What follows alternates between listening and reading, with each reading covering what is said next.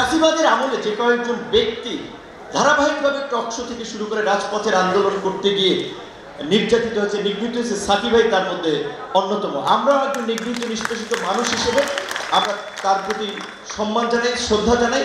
বাংলাদেশে এখন যে রাজনীতিতে মেরুকরণ চলছে সেখানে গণসংহতি আন্দোলন, গণতন্ত্র মঞ্চ এবং আমাদের আবার একটা শক্ত ভূমিকা নিতে হবে, নাহলে বাংলাদেশ আবার একটা বিপদে পড়বে, খাদের কিনারে যাবে।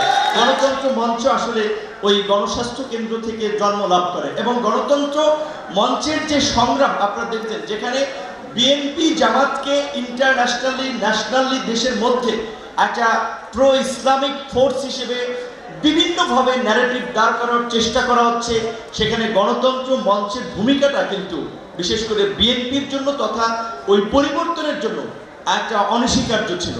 আজকে অনেকে সেটা হয়তো বলতে চাবে না, কিন্তু স্বীকার করবে না, কিন্তু আমরা এটা ফিল করি।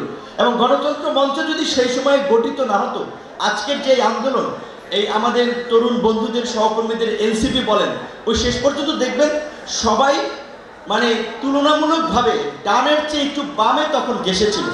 সব মশার বিরুদ্ধে সুরক্ষা দিতে এলো বসুন্ধরা এক্সট্রিম অ্যারোসল, মশার বিরুদ্ধে এক্সট্রিম সুরক্ষা। আমরা যখন কোটা সংস্কার আন্দোলন থেকে আমরা যখন মার খেয়েছি, আমরা প্রতিবাদ করব, আমরা খুঁজেছি কাকে?